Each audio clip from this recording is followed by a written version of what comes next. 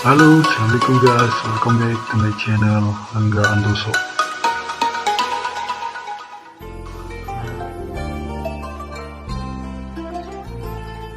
Mengenai maulid Buya, pakai musik organ gitu Buya, sholawatnya itu, apakah boleh Buya?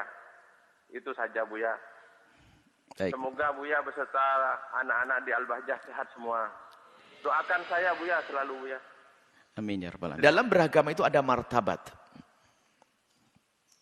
Akan tapi untuk menghantarkan orang kepada tempat tersebut bermacam-macam caranya. Ada yang langsung dikatakan pergi dengan isyarat dia bisa pergi ke tempat tersebut. Ada yang perlu dirayu, ada yang perlu dininabobo. Jadi ada orang diantarkan kepada kemuliaan bermacam-macam cara. Tujuannya adalah bagaimana orang itu sampai kepada kerinduan kepada Allah dan Rasulnya. Kalau seandainya caranya adalah, makanya caranya bermacam-macam. Dibacakan sejarah Nabi langsung nyambung, oke. Kadang perlu nasyid, oke. Jadi masalah musik, kita kembalikan pada hukum musik yang pernah kami bahas adalah hukum musik, asalkan itu bukan ta'bul fusak, bukan kebiasaan orang fasik, maka musik seperti hal-hal yang lainnya. Seperti kentongan dan lainnya adalah alat musik juga. Asalkan itu tidak menjadi ciri khasnya orang fasik, maka hal itu bukan menjadi sesuatu yang terlarang. Kalau sudah menjadi ciri khasnya orang fasik, maka itu nggak diperkenankan. Kembali kepada permasalahan yang pernah kami bahas tentang hukum musik. Bisa dilihat. Hanya kami tegas bahasanya. Orang itu ada martabat.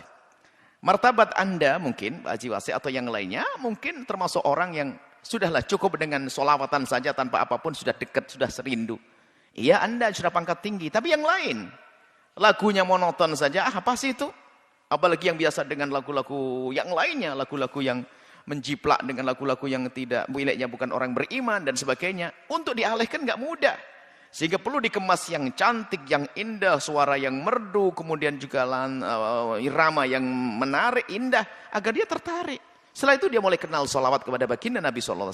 Ini martabat, bukan martabat orang pertama, ini martabat orang ini. Lah kalau orang sudah martabat tinggi, mendengar musik begitu ya buang-buang waktu. Seorang syekh ustaz yang sudah sibuk dengan santrinya, zikir saja kurang waktu, sempat goyang-goyang kakinya dengar lagu-lagu nasyid dengan musik, ya nggak pantas itu, martabatnya kan beda. Akan tapi ada sebagian orang martabatnya itu, bandingannya apa? Daripada dia adalah dengar lagu-lagu yang sambil macam-macam yang buka aurat dan sebagainya, dialihkan ke sini.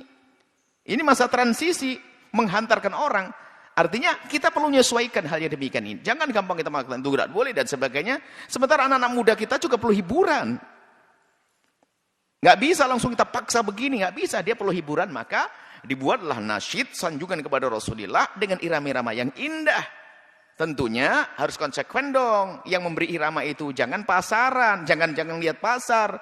Giliran buka aurat, main musik di tempat aurat. Ini nggak hijrah namanya. Hijrah neraka surga, neraka terakhirnya.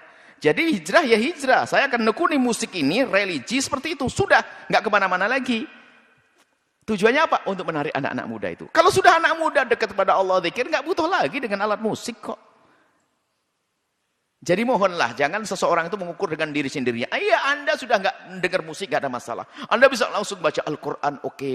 Baca hadis Nabi, baca sholawat, sudah oke. Ribuan kali sholawat Anda. Tapi yang lain belum tentu. Yang lain yang masih senang dengan musik-musik bermacam-macam, perlu kita giring perlahan dengan musik-musik yang indah. Tentunya akan menjadi musik ciri khas Islami. Cukup dengar ketukannya saja sudah nuansa Islami. Yang saya disebut dengan istilah religi, hal-hal yang diperkenankan dalam Islam. Seperti itu. Jadi hal ini adalah berbeda. Ada makom fatwa, ada makom irsyad. Nah, irsyad itu memberikan petunjuk kepada orang, kepada yang lebih mulia. Sehingga kalau ada orang bertanya, musik bagi saya boleh enggak kira-kira?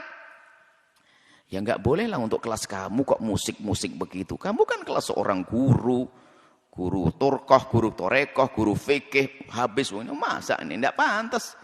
Dengar musik enggak cukup waktu untuk itu. Oh iya sudah. Kalau saya Ustaz, saya gimana? Siapa ente? Saya di kampus begini teman saya adalah pemusik band semuanya. Oh iyalah, boleh kamu tapi jangan itu yang salawat kamu. Ini model orangnya itu beda. Jadi kita itu dakwahnya para ulama dulu juga begitu, tidak langsung pangkas enggak boleh ini enggak boleh. Disesuaikan. Cuman kita harus tahu bahasanya ini adalah masa transisi untuk menyeberang ke pulau seberang menuju ini. Kalau jangan balik lagi. Dan jangan menikmati di situ. Jadi seperti itu. Jadi kita juga mendukung anak-anak muda yang berkreasi untuk menciptakan syair-syair indah tentang sanjungan kepada Rasulullah dibarengi dengan lagu-lagu yang menarik untuk menarik mereka-mereka yang masih saat ini tenggelam di dalam dunia musik yang tidak jelas atau bahkan yang jauh dari Allah. Untuk dientaskan melek masing lihat musik nuansa Islami terus digiring sehingga nanti di saat dia kenal Allah, kenal Al-Qur'an, kenal sholawat ini akan berkurang itu semuanya. Seperti itu. Jadi ada tahapan-tahapan di dalam kita mengajak orang kepada kebaikan, jangan dianggap orang itu satu model. Karena kesalahan dalam berfatwa dan berdakwah adalah menganggap orang satu model, nggak akan berhasil di dalam dakwahnya. Wallahu a'lam bishawab.